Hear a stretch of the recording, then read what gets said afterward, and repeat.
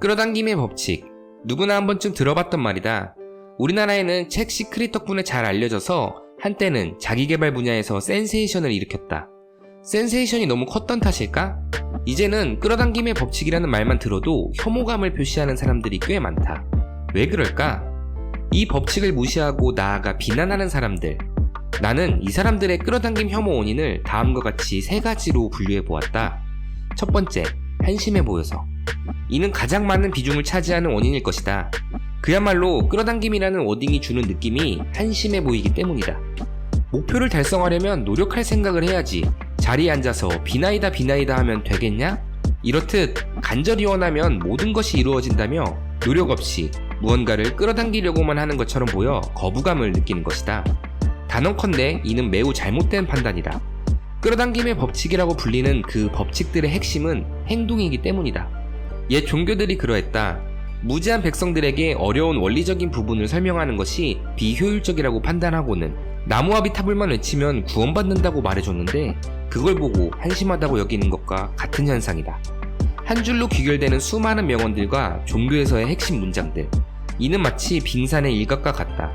표면 위로 떠오른 빙산의 부분만 보고 그 밑을 바치고 있는 수많은 고뇌의 결과물과 철학적 사유인 거대한 산을 보지 못하는 것이다. 두 번째, 과학적 근거가 없는 신비주의가 섞여 있어서. 앞선 첫 번째 이유보다는 다소 예의 바른 비판이다. 끌어당김에서 하는 주장들이 영적 에너지니 우주니 뭐니 귀신 신하나 까먹는 소리같이 들리기 때문이다. 즉, 눈에 보이는 근거가 없기 때문이다. 여기서 잠깐 의문을 제기해보고 싶다. 눈에 보이지 않는 허상을 믿으면 안 되는 이유가 있는가? 역사학자 유발 하라니는 그의 책 사피엔스에서 대부분의 분량을 인간이라는 종의 역사가 눈에 보이지 않는 것을 믿고 그를 발전시켜 지금의 지구를 지배하는 종이 되었다고 주장한다. 당신은 돈, 법, 국가, 인권이라는 개념을 믿고 있지 않은가? 이것들은 눈에 보이는 개념인가? 과학적으로 돈은 단지 종이 쪼가리일 뿐이며 법은 누군가가 써내려간 글씨일 뿐이다. 국가는 만질 수도 없는 머릿속에서만 존재하는 개념이며 인권은 그 개념조차 나온 지 몇백 년밖에 안 된 허구이다. 하지만 인간은 모두 위와 같은 것들의 의미를 부여하며 믿어 의심치 않고 그것을 통해 지구에서 가장 위대한 업적을 만들고 누리고 있다. 끌어당김의 법칙을 신비주의 사상, 사이비 종교와 같이 취급하는 이유는 아마 눈에 보이지 않는 것을 맹신하는 것들의 부작용들 때문일 것이다. 최근 JMS 사건이나 역사적으로 나타났던 사이비 종교들처럼 개인의 삶을 피폐하게 만든 사례들이 그러한 인식을 심어준 것이다. 그러한 것들은 믿었을 때 개인의 재산이나 신체에 악영향을 준다. 심지어 주변 사람들에게까지 피해를 준다. 하지만 끌어당김의 법칙은 재산이나 신체를 오히려 긍정적이고 발전된 방향으로 끌고 갈 것을 목표로 한다. 나아가 주변 다른 사람들에게 긍정적인 것을 전파하길 지향한다. 여기서의 목표는 객관적으로 보아도 건강한 것들이다. 쉽게 정리하자면 돈 가져다 바치고 시간 빼앗겨 일상생활 망치고 주변 사람들에게 억지로 강요하는 그런 것들이 아니라는 것이다. 오히려 재산 증식을 통해 풍요를 누리고 시간을 효율적으로 사용해 자신을 발전시키고 주변 사람들에게 도움을 주는 것을 지향한다. 믿었을 때 그 사람의 모습이 객관적으로 보아도 전혀 나빠 보이지 않는다. 세 번째, 약해 보여서. 이 원인은 정말 위험하다. 끌어당김의 법칙을 하는 사람들을 보면 일상에서 대부분 긍정적인 에너지를 발산하려고 노력한다. 그러기 위해서는 감정을 잘 통제해야 하는데 순간 올라오는 분노나 짜증의 감정을 알아채고 즉시 다른 감정으로 방향을 돌려야 한다. 이 때문에 다른 사람들 눈에는 겁먹고 도망치는 약한 먹잇감으로 보인다. 또는 허황된 꿈을 꾸는 사람처럼 보인다. 허황된 꿈을 꾸는 몽상가처럼 보이기에 나도 모르게 한마디 거들고 싶어진다. 이렇게 겁쟁이 혹은 몽상가처럼 보이기에 그가 믿는 법칙이 나약해 보인다. 인간은 포유류이다. 따라서 인간은 포유류 특유의 소프트웨어를 벗어날 수 없다.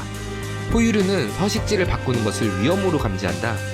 누군가 주변에서 끌어당김의 법칙을 통해 자기 발전을 도모하려고 할 때 그를 무시하게 되는 것은 아마 포유류의 생존 본능의 작용으로 나와 비슷한 환경, 사회적 지위, 재산과 같은 서식지를 벗어나는 것에 대해 경고를 하는 것이 아닐까 생각한다.